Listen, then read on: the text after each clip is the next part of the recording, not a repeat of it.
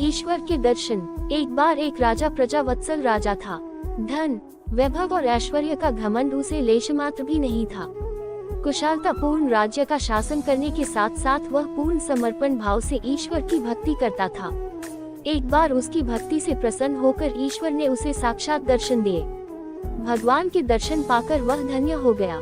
भगवान बोले कि मैं तुम्हारी भक्ति से प्रसन्न हूँ, तुम जो चाहो वो मांग लो। राजा बोला कि प्रभु, मेरे पास आपका दिया सब कुछ है, लेकिन मेरी एक इच्छा है कि जैसे आपने मुझे साक्षात दर्शन दिए हैं वैसे ही मेरी पत्नी, स्वजनों और प्रजा को भी दर्शन देकर कृतार्थ करें।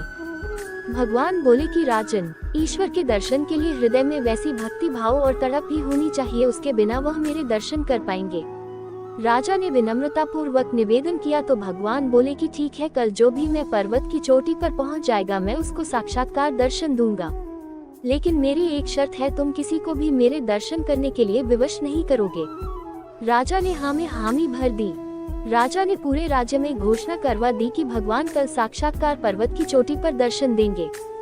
सभी लोग कल राजा के संग पर्वत पर चलने के लिए तैयार रहे। अगले दिन राजा अपनी प्रिय रानी, स्वजनों, मित्रों, दरबारियों और प्रजा के संग पर्वत की तरफ चल पड़ा। राजा हृदय से बहुत आनंदित था कि मेरी सारी प्रजा ईश्वर के दर्शन कर पाएगी। अपनी कुछ दूरी पर ही पहुंचे थे कि एक तांबे के सिक्कों का पहाड़ दिखा। बहुत से प्रजाजन उन सिक्कों को अपने कपड़ों में समेटकर वापस लौट गए। राजा के समझाने का उन पर कोई असर नहीं हुआ।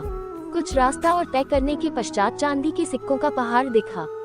जब जो प्रजा बची थी उनके मन में सिक्कों का मोह जाग गया और वे भी चांदी के सिक्के अपने कपड़ों में भरकर अपने घरों की ओर वापस लौट आए। वे सभी यह कह रहे थे कि पहले इन सिक्कों से अपनी गरीबी दूर कर लें, ईश्वर के दर्शन फिर कभी कर लेंगे। राजा चाह कर भी कुछ नहीं कर पाया। अब राजा के साथ उसके कुछ खास मंत्री और परिवार वाले ही रह गए थे। राजा उनको समझने लगा कि जो लोग वापस लौट गए हैं वह नहीं जानते उन्होंने क्या खो दिया है। राजा की बात अभी पूरी भी नहीं हुई थी कि वहाँ पर सोने के सिक्कों का भंडार दिख गया। सभी लोग उसे पाने की लालसा में उस ओर भाग गए।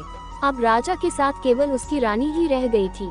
राजा को इतने से ही संतोष करना पड़ा कि चलो कोई तो है जिसे धन के मोह से ज्यादा ईश्वर के दर्शन प्यारे हैं।